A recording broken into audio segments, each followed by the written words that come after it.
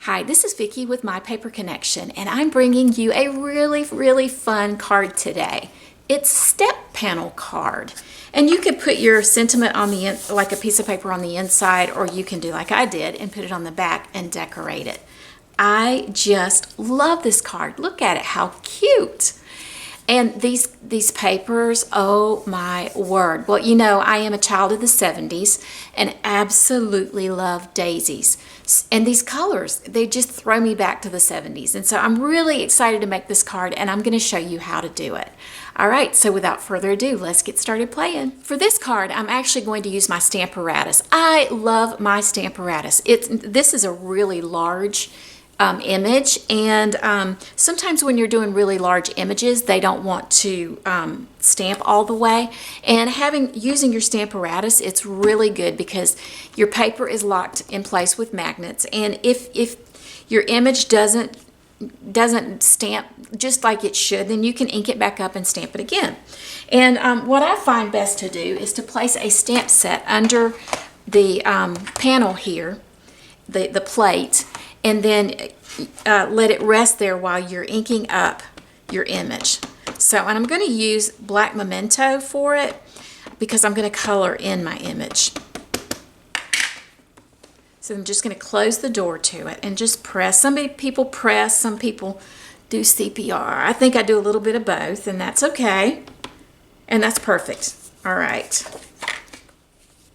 The next thing I'm going to do is to stamp the back side of my card where I'll put my greeting. And I am placing the stamp, because it is such a large stamp, and I only want this portion right here to show. I just placed it right on a smaller block, and I'm just going to ink up the portion that is on the block itself. And then I'll just take it and stamp right down here like this. Just like that. Then I'm bringing in my Old Olive and my sentiment, and I'm going to stamp beautiful inside and out on a strip of Whisper white paper. Okay, that's got all of my stamping done. Now I'm going to get my coloring done, and I'm going to be using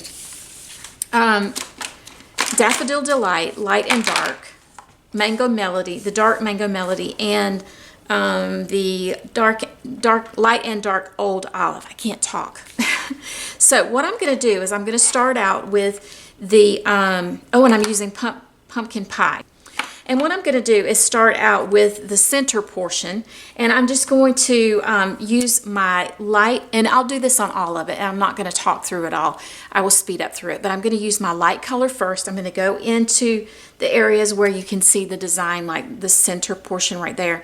I'll outline and do all of that in the darker, and then I'll go back over with the light. So it just kind of moves the ink around so that you can see depth and dimension to it.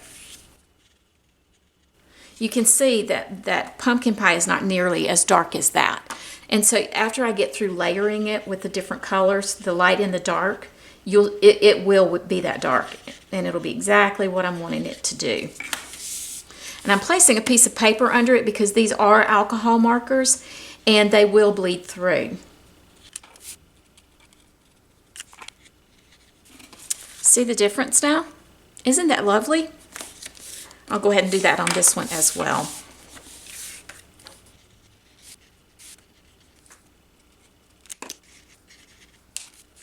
Okay, you can see, I'm going to bring it in closer.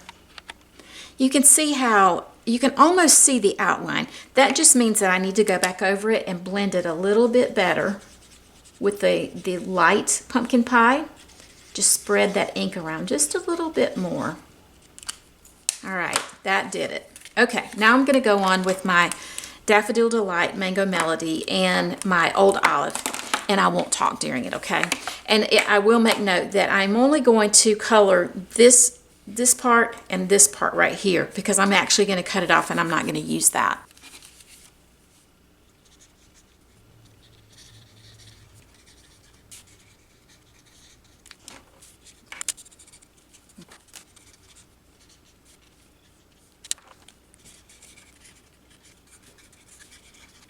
Okay, I'm going to point out a couple of things that happened.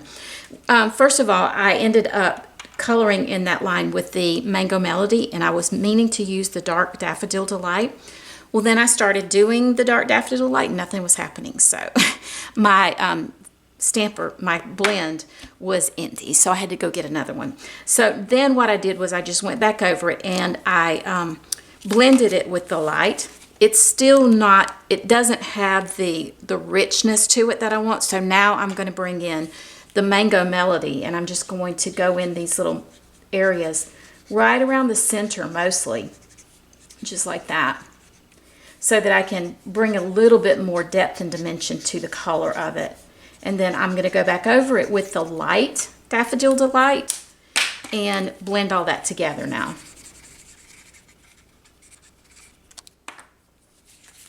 That made a big difference. A big, big difference. Okay, I'll go ahead and do this one, and then I'll do the greenery.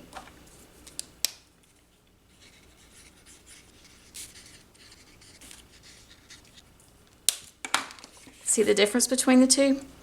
Now I'm just going to add my little magic. And then I'm also going to quit talking.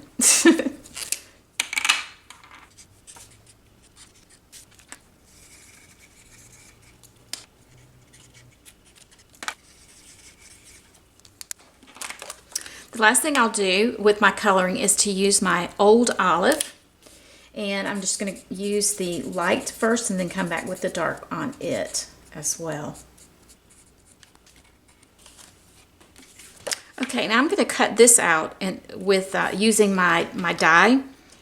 Now I'm just going to fussy cut this out, which basically means that I'm going to cut around it. I am going to leave a little bit of the white on the outside. That makes it look like it has been die cut. Unfortunately, there's not a die for this.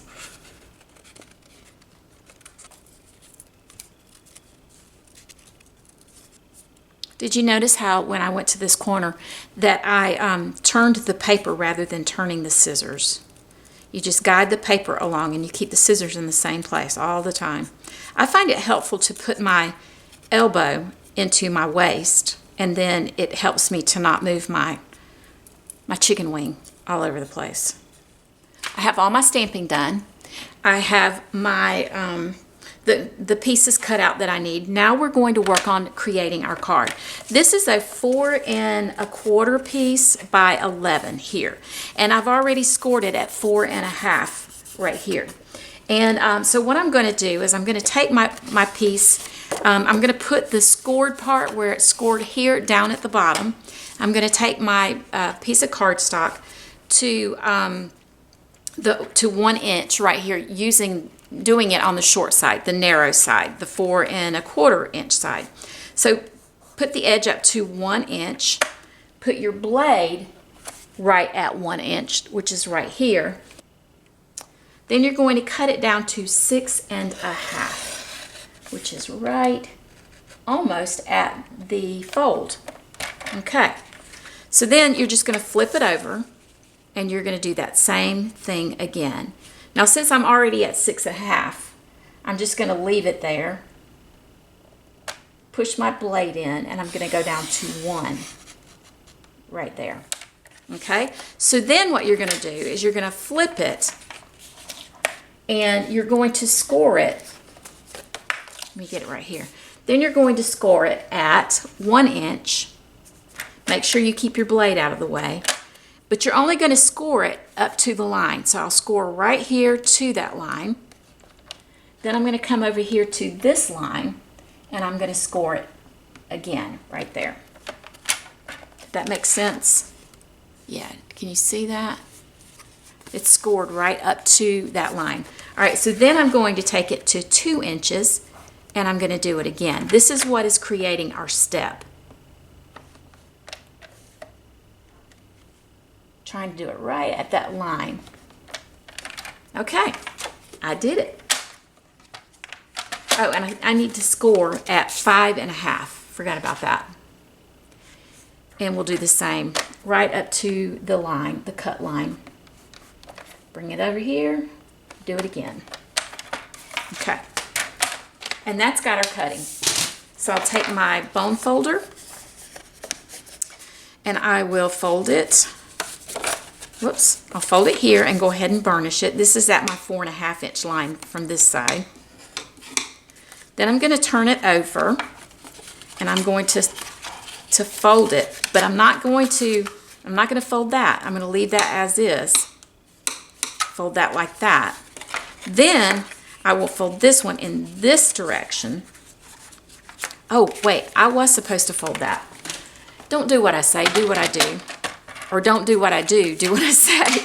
All right, let me fix this problem. I'm just going to line it up. I knew something wasn't right. Okay, I'm going to line it up and just bring it all the way across. Ah, that makes more sense. I've only done this type card once, so there you go. That makes much more sense. Okay, sorry about that. You know what? If I was perfect, you couldn't afford me, right? Okay, so then you do this one back the opposite direction, and then you fold this one in this direction, the same direction as that. Let me open that up. Okay, so take it open on itself like that, and you have to burnish them pretty well because it won't want to stay. It will not want to stay otherwise. All right, so basically what you're coming out with will be like this. All right, so now what we do is just to put our paper on our card. And I don't think I mentioned it before, but I'm using the Ornate Gardens paper along with the designer series paper for the colors. So this is the Old Olive check. It's a check. I guess I could do that one. I think I will. I'll do this one. Although I really do like that check on there, but I think I want to show a different side to it. So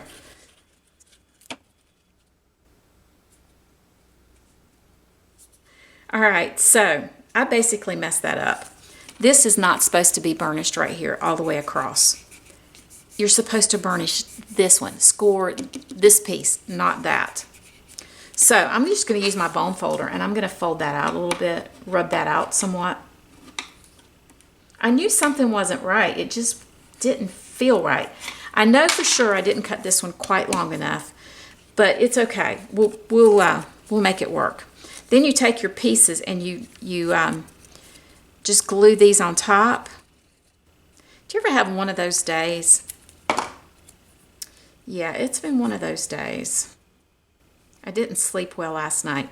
I'm actually filming this on Tuesday, and it's the day that Stampin' Up! Revealed what we could pre-order from the new catalog. And I have got so much going on with an online class. Speaking of which, I will be introducing that to everybody shortly. I've got another one coming up in June, so I'll actually do a video about that and let you guys know about it. But so I'm preparing for the online class. I'm preparing to send videos out, and I just got so many things in the works, and I just couldn't sleep last night. And apparently it's coming out and you can see it. So sorry about the faux pas, but I'm going to leave them in, and hopefully it will be an encouragement to you that you can do this too. You don't have to do videos, but you can make cards, and if you make mistakes, so what? It's just paper, right? Just paper. Okay, I'm going to place dimensionals on the back of this. Oh, I have to tell you something funny too. My granddaughter was on a Zoom meeting with me this weekend, and I said, what are you going to, she's 12, I said, what are you going to name your team, or what are you going to say when you open up your videos whenever you grow up and you have your own stamping worlds and all of that? What are you going to say? And she says, hello, cats and kittens. So there you go. There's a little humor for you today. Hello, cats and kittens. She is a piece of work. Such a sweet, sweet girl. And I told her I was going to tell you guys this, so there you go. All right, so I'm just going to place this down, and it does cover a little bit of the leaf, and I'm okay with that. And then I am going to take, some of this ribbon. I used Old Olive on the other one, but with my May class, I ended up using a lot of my Old Olive, and I ordered some and it was on back order. Boo. So instead, I'm going to use this crushed curry, which is such a beautiful color anyway. At least I think that's what color it is. No, it's not. It's Daffodil Delight. And it's going to be pretty anyway. Okay, so when I make my bows, I do a bunny ear and a bunny ear, and then I just loop it through and tie it like that. So I'm going to cut off a piece right here. And I'll probably cut more off. But, oh, let's do this too. We'll do our sentiment. We'll place it on dimensionals as well. Y'all bear with me with my craziness today.